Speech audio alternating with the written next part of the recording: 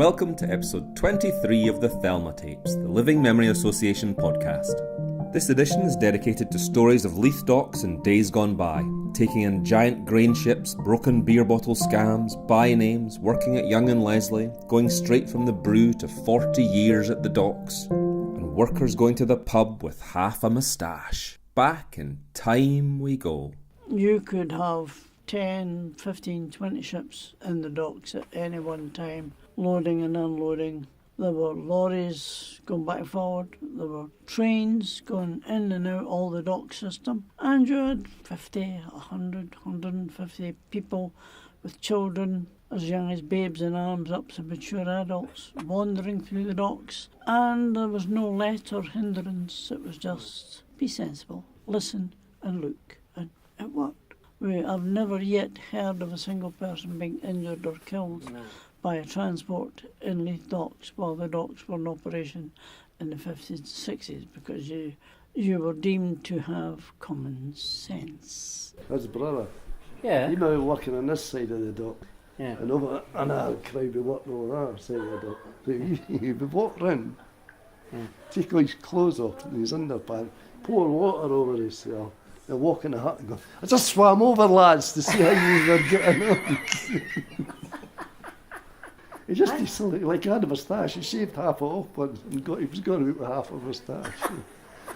Cargo superintendent or supervisor, whatever you want to call it, Right. in charge of loading and unloading ships, Okay. Okay. To do that type of thing. When did you start? I started in 1949 when I left the school, and that was in the office of Young and Leslie, which were a stevedoring company in Leith. So was that your first job? That was the first job.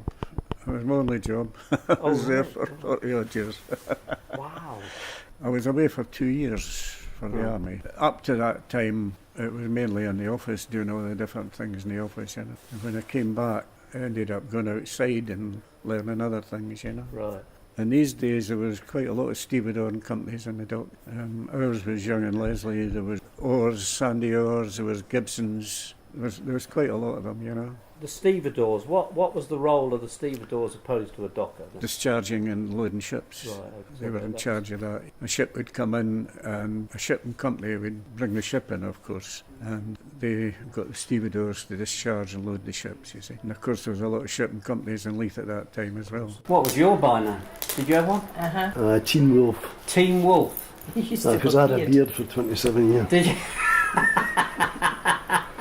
Till it turned grey. Ah, And he started looking like the dog. He's sitting and the dog's sitting beside him and the dog's got this grey bit here, and so is Dave. And I'm going, So we used to sign on the brew then. You understand that? Yeah, the brew, unemployment.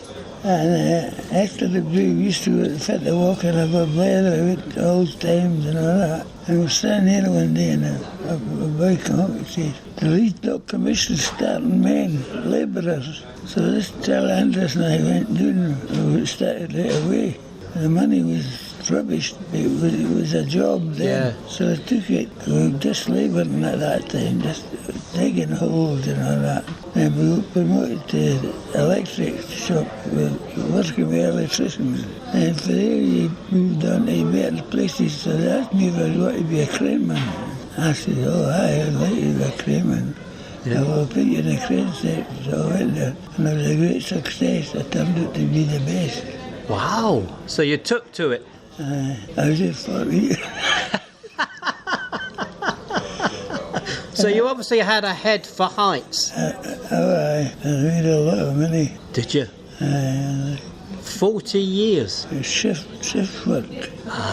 Well, it wasn't a shift work, it was more overtime and Saturdays and Sundays. But it was a good job. I liked it. I loved it, in fact.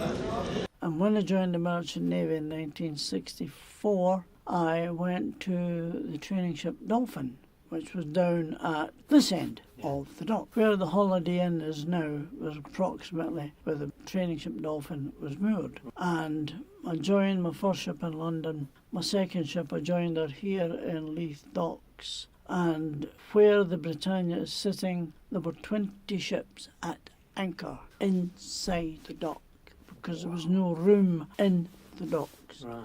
And there was about 30 ships in the roads outside. We worked a lot with Curry Line. They had their regulars to Denmark and Germany all the time, you know. We had Copenhagen ship every week, 2 ships on, you know. And what was going in and out then? Well, the Danish stuff was coming in as Carlsberg and Tuborg beer.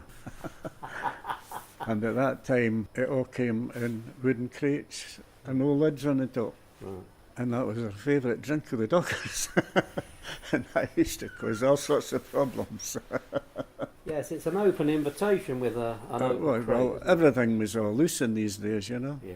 Everything from potatoes used to be whole holds of loose, bags of potatoes, you know. Everything had to be handled. Timber was all loose. Always they come in loose and had to make it up and set it. So things changed quite a bit over the years. Yeah, because it's all containerised. Containerised, palletised and things, you know. Yeah. There was a lot of work in these days, you know. So was most of that work at that time, was it mostly pipe stuff then you were doing? There was a lot of pipe and grain boats. You can't see it, but that's underneath the grain gantry.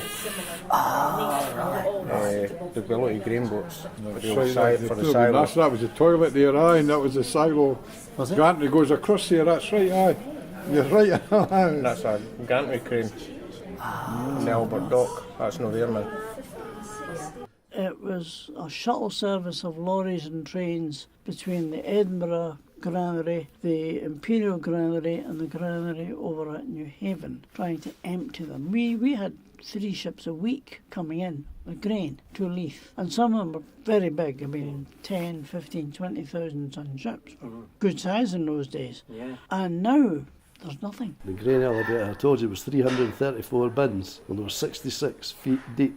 There was a metal lid on the top. When you opened that, there was a ladder. There was a metal top first, you took that off, and then there was a grill. And you took that off, and you got a brush, and you hit the ladder, and you stuck it in the, for the bit for your belt. Yeah. You put it in it and down. Oh, I Nothing. fancy that. Nothing. No safety, You nothing. used to tell them, no, don't tell me when you're doing it. Really, I don't want to know. I banged the ladder to get all the excess stuff in it. But I was coming up once, and I got to about 2/3 of the way up, and I done that, and one of the rungs turned in my hand, and I froze. And I'm looking down, I'm going, do I go down the way I'm going? Honestly, it was like, I would imagine it would be like taking stage fright. Yeah. I couldn't grip these things hard enough. I bet he didn't tell you that, did he? No, at the time he didn't. No. It must have taken me about 15 minutes. Normally I get up and down about 5 minutes. Oh. And I got out and I told them that's me. I'm not going down again. I did go down eventually again. Once I got over it, it was the biggest fright I ever got. Because you're dead. Yeah, of course. Because you've only just fallen on the concrete. At the bottom of it was metal stair things sticking up like that. Oh. You'd have impaled yourself, wouldn't it? Anyway, I just thought I'd relay that story. Now you told her again. Now you're hearing it all. Yeah, no, I heard it years later. It's A dangerous place. Yeah. When I first started down there was just over 1,000 dockers in Leith, and I don't know what's there now. I think there's less than 50. I've heard there's 19. 19? 19. Oh, well, I haven't spoke to anybody for a long time. I think most of the people I knew are dead. I think most of it's work from Grangemouth now. 63. Right. And what did you start as? Kind on the roads. No, actually repairing rail lines herself, but Either side of it? that side of it. Yeah. And what age were you? 18. So that wouldn't be your first job, presumably? No, I came from Melrose's tea factory before that. Oh, all right, yeah. And then the first job was working a shoe shop up the West End God. for a year. So that was enough of that. You couldn't get into docks till you were 18 anyway. Oh, I didn't realise that. And it was on nepotism. It was all Yeah. fathers, sons, Yeah. cousins, uncles. Yeah. But did you not have relatives in? Yeah, my father was a... Well, I've been in this since 1950. Yeah, because Russell was saying if his son went in, it would be 4 generations. 4 Yeah. generations. Well, my brother was in as well. Of course. Your brother was Ronnie. Ronnie. He died a couple of years ago. So when you started, you were basically road repairing, and what did you go to then? How long did you do that? Yeah, I was in Jock Fairley's squad for about 2 years, I think. And then they were looking for men for the elevator, so I applied for that. And I got in there, worked my way up, became God eventually. Siloman. Is that God, is it? Yeah. So what were you doing? What did you do in that job? Well, the ships come in, the towers, they suck the grain out, goes up into the gantry, along the belt, into the actual silo, comes down, and we set carriages The carriages were on wheels that went along. There was 334 bins. There was 63,000 tonne it held. Although along the front of it there was 100-ton bins, but that was for deliveries, because lorries came in and the man at the bottom of the chain delivered stuff onto the lorries. You know, it came off the ships along the gantry up to us into 200-ton bins, stored it. Chaplaincy was a good option. I was a chaplain in the prison for about a year, and then this chaplaincy job in the port came up, and it was only ever part-time. My wife was the main wage earner. She was, you know, it was bringing up a young family. One of us, you couldn't both be full-time working. No. So she was the main money earner for, well, all the time, really. And I fiddled about doing what I enjoy. So what did the job entail then? I mean, even part-time? Well, it was basically going on ships and offering seafarers a welcoming presence. You can't say sailors anymore, you've got to say seafarers. They're strangers everywhere they go, of course. And if I thought about seafarers before I got this job, which I didn't much, I thought about hard-drinking men with a girl in every port. And that was the first preconception to die, because that perception is based on the British model of the British seafarer.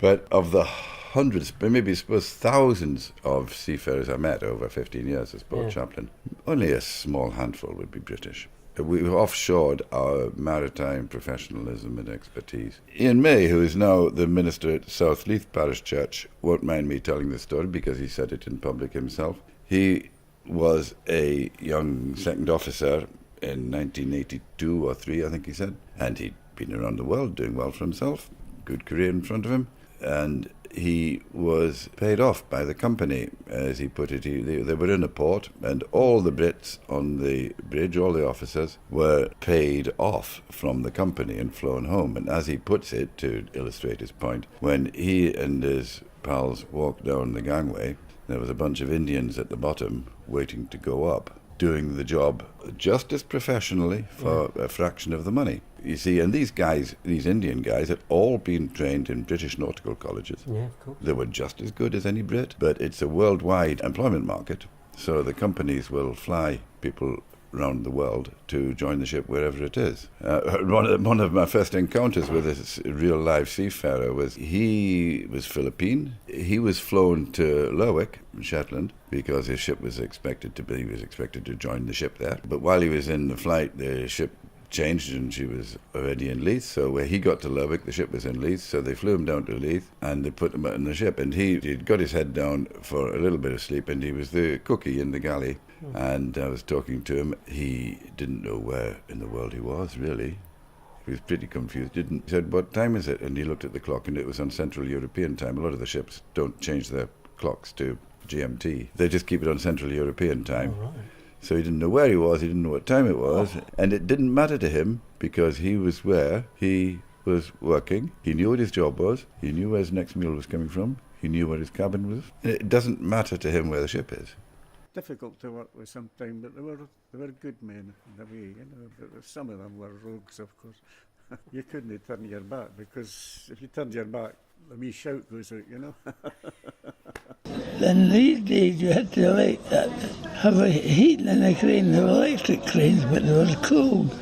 Oh, right. And you had to make your own fire, a wee bogey fire, to keep the heat in the place. Good God, And the smoke was working you couldn't get rid of the smoke. So what did you burn on your fire? Was it coal? Aye, it was cold. Silo's still standing, eh? What's standing Aye, it? But they nothing. keep talking about demolishing it, but I think it would cost an absolute fortune to demolish it. Things like that were well built. Oh, no, you're right. Getting rid of them. So that's not been used for ages? No, it was 10 years or so. There was another one, the Dr. Likes it was called. It was that big it couldn't come into the docks. What it was like a ferry. It was all sealed, but then the back open, and inside were barges that held 2,000 tonne of grain each. Wow. So they floated these barges out, Right. and the tugs brought 2 at a time into the docks.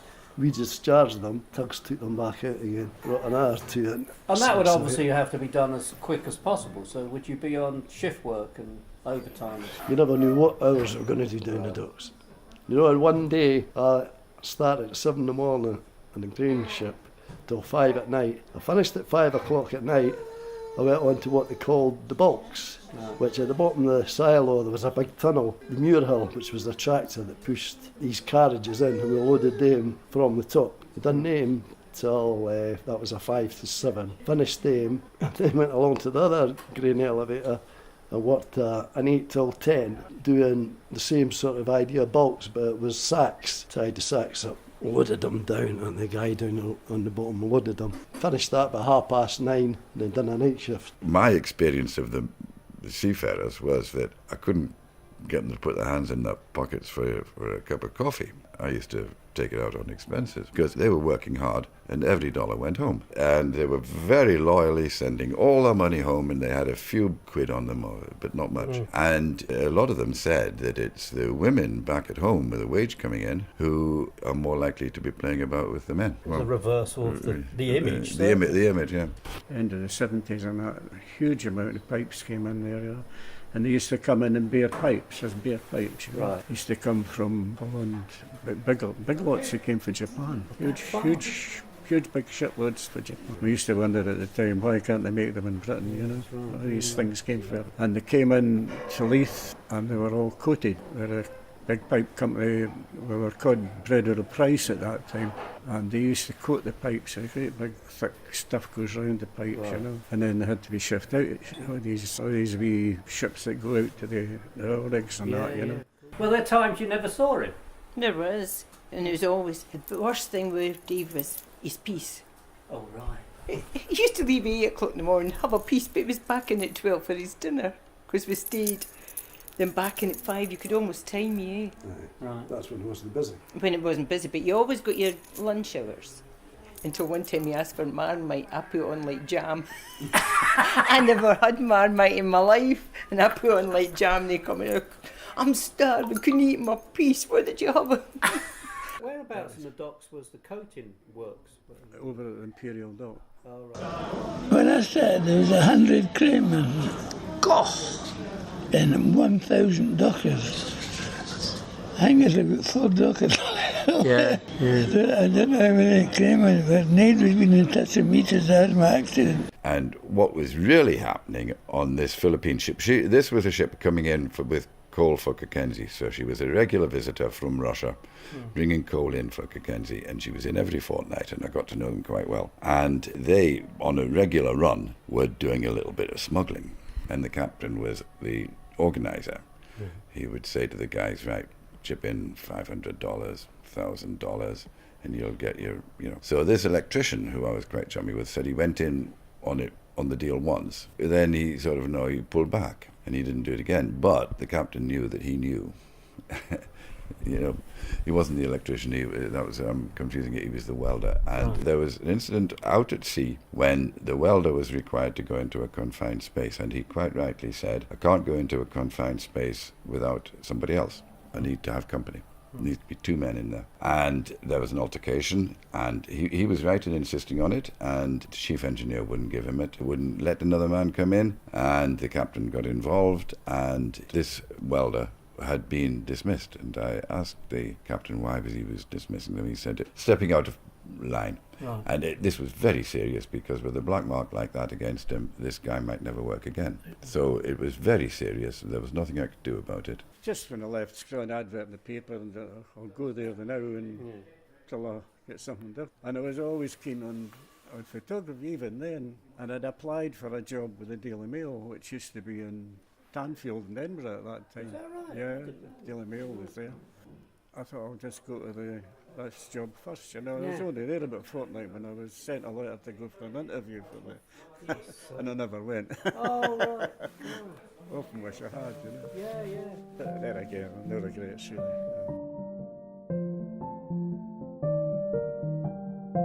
Thank you so much to George Tate, Dave, Janice, Ronnie, Bill, Tim, Jimmy, Alec and George Rosie for their fabulous memories of working at Leith Docks. If you have a story to tell of days gone by, please pop in to see us at the Little Shop of Memory in Ocean Terminal, Leith, or at our new branch in West Lothian at the Centre, Livingston. You can also follow us on Twitter at THELMA Scotland, catch up on our regular events and workshops on Facebook, or check out our amazing videos and photos on our YouTube channel by searching for the Living Memory Association. Our brand new website can also be found at www.livingmemory.org.uk, and it hosts over 3,000 stunning photos of the past in association with Edinburgh Collected. Until next time, we bid you farewell.